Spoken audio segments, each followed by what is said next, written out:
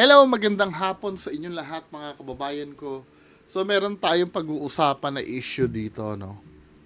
Unahin nga natin tong ano. Saan ba 'yan? Ito, sige, ito na nga. Yung pagbaban daw ng ano, ng mga cellphone sa lahat ng paaralan.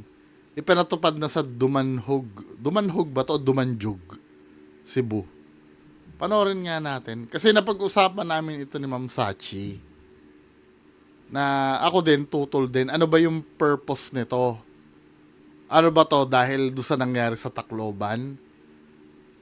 I don't think na na magiging effective na pang pigil sa katulad na pangyayari. Bakit yung cellphone ba yung ipapangsaksak? Ipapambaril? Pero let's see, no, ano ba, kasi yun ang unang pumasok sa isip ko eh.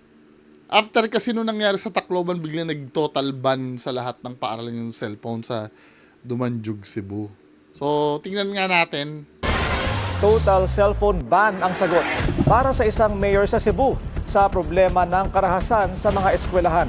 Kasabay pa niyan ang mas mahigpit na seguridad at curfew para sa mga kabataan. Ang detalye sa curfew. agenda report. Agree ako dyan sa curfew na yan. 100% agree ako dyan kasi sa akin, wala namang matinong reason kung bakit ang bata maglilisaw-lisaw sa gabi eh. 'Di ba? Wala namang may maganda bang reason kung bakit sila ay pagala-gala sa gabi. Dapat nasa bahay yan, natutulog na yan, or dun sila, kausap sila ng magulang nila. Hindi yung kung sino-sino. Well, maliban na lang kung halimbawa, no, nag-iisang anak yan at may sakit yung nanay niya na pinabili siya ng gamot. Siyempre, common sense naman. Pag ganun ang senaryo, iintindihin mo talaga yon. Pero bibili lang ng soft drinks or bibili lang ng suka, abay kayo nang bumili, wag na yung bata. Or halimbawa, no, may pupuntahan kayo, halimbawa, uuwi kayo ng probinsya, gabi kayo aalis, makikita yung bata. As long as may kasamang adult naman siguro, understandable yung kung bakit nasa labas. Hindi yung sila-sila lang. Ni Mary Ann Uy. Sa social media page ni Dumanhog Cebu Mayor Gungun Hika, inanonsyo niya ang bagong batas ng kanyang munisipyo. Total ban ang cellphone sa loob ng mga paaralan simula sa araw na ito, Lunes. Ayon sa alkalde, na kung may magdadala ng cellphone sa paaralan, kukumpiskahin ito at ibabalik lamang sa pagtatapos ng school year. Grabe, no, pag nakumpiska yung cellphone mo sa pagtatapos na ng school year yung makukuha. Kung hindi Pero ano yan at least kahit pa paano, effective talaga yun. Siyempre, sinong ayaw mawala ng cellphone hanggang katapusan ng school year. niya susunod sa policy ng municipal government, may option na lumipat ang mga bata sa ibang munisipyo. Layon lamang daw niya matutong magbasa at makipag-usap. Ito yung main reason. We want our kids to read, study, and interact with their classmates. Okay. At least kahit pa paano, medyo may may sense naman yung reason.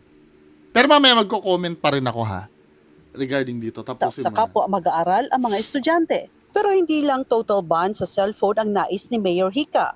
Simula pa noong June 24, ipinaalam na ng alkalde na hihigpitan ng seguridad sa lahat ng paaralan sa munisipyo para maiwasan ang anumang karahasan. Ipatutupad din ang curfew at internet cafe ordinance. No cell phones allowed in schools, be it elementary, high school, sa atuang lungsod sa Dumanhog. Kailangan talaga, ang pagpapatupad talaga niyan, consistent. Tsaka kailangan seryosohin yan. Kailangan may maparusahan kung kinakailangan pag nilabag.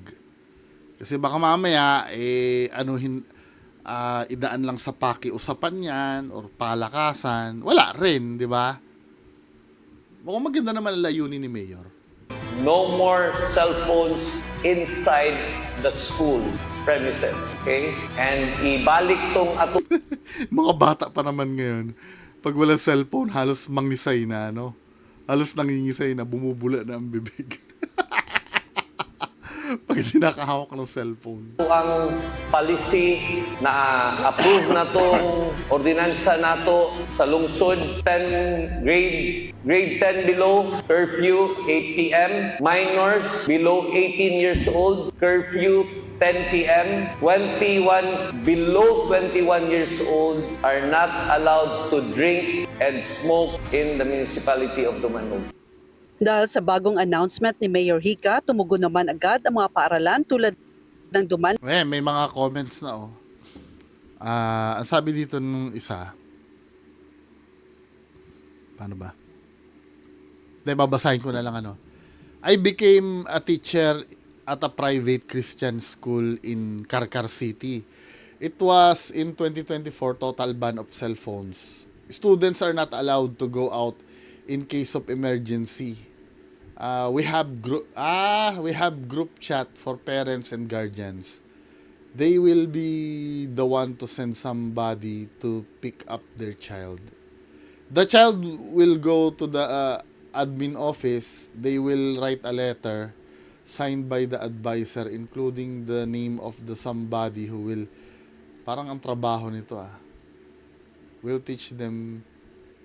Let them sign and talk to the principal who will also sign and keep the letter. Then the student will be sent home. It is like that for many years. It is possible. Parang ang ano naman nun. Pero anyway, no, kung nagwo-work naman, 'di ba?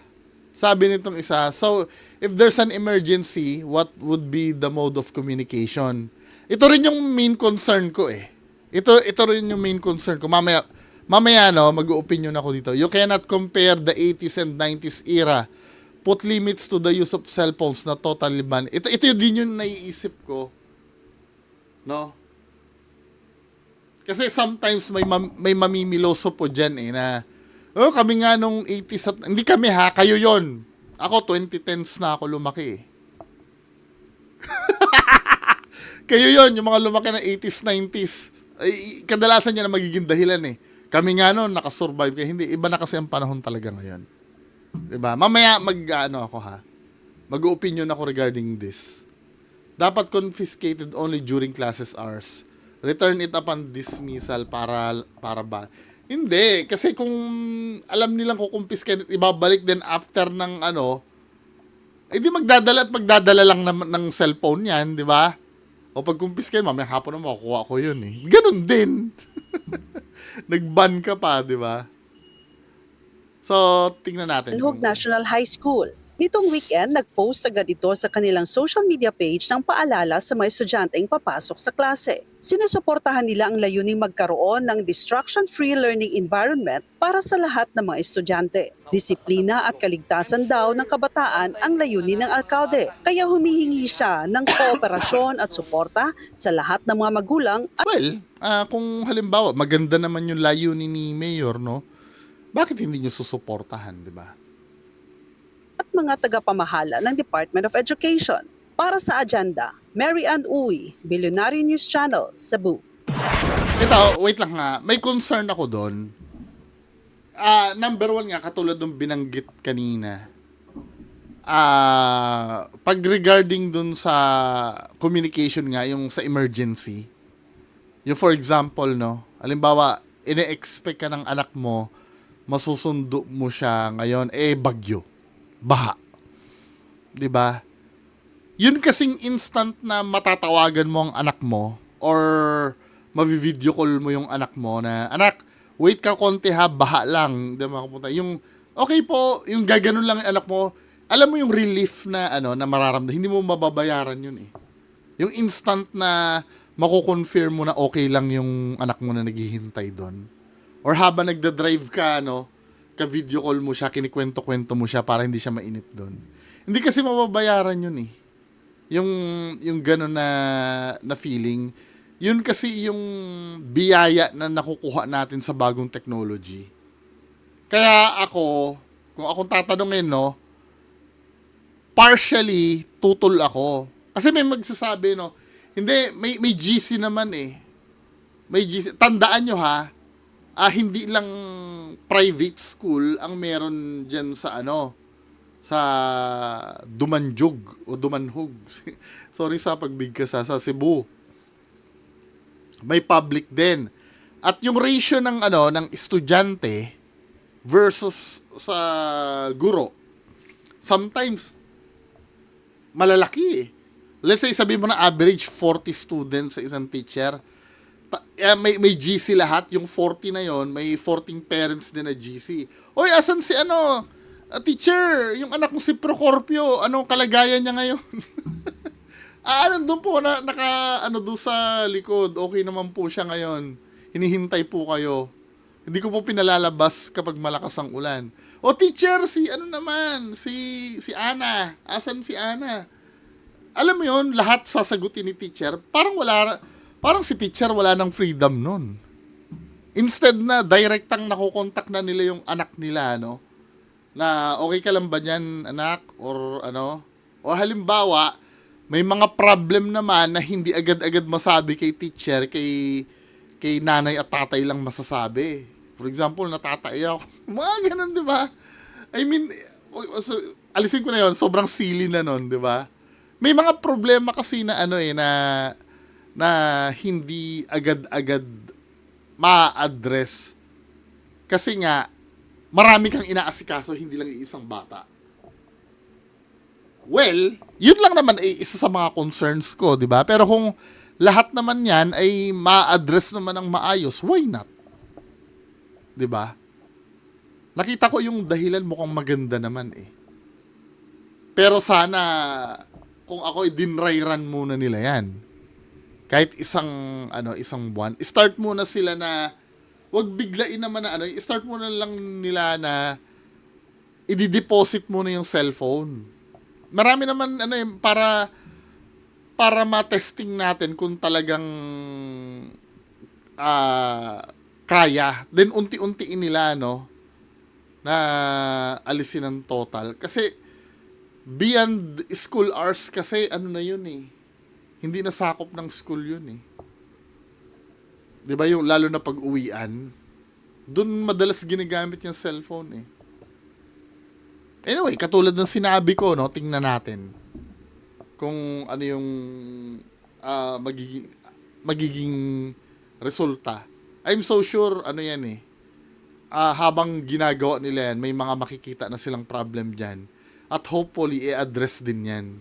Hanggang sa ma-perfect nila yung sistema, Pag na-perfect na nila yung sistema at maganda na yung kinalabasan, yun, i-apply na nila sa buong Pilipinas. 'Di ba? Yung initiative nila na yun. Sana maging okay, 'di ba? So ito, may interview dito si Mayor kay Corina eh. Ano ba yung... Ano po ang nagtulak sa inyong magdesisyon? Yung lokal na pamahalaan ng Dumanhog na magpatupad ng total ban sa mga cellphone sa loob ng mga school o paaralan? It has nothing to do with the current event that had happened last week. Yun ang iniisip ko nung una eh. Sorry, Mayor. Kasi parang ang babaw ng dahilan dahil doon. Pero iba pala yung niya. What happened last week, what we just did, we just strictly implemented na ma-search yung mga bags ng mga bata just to make sure na wala silang weapons na dala or any sharp objects na dala. But itong ban ng cellphone, it's due na talaga. Matagal ko nang pinano ito. Ano po ang nagtulak sa inyong magdesisyon? Ayun, matagal niya naman palang pinlano na. So, confirm, hindi dahil dun sa nangyaring putukan sa sa Cebu.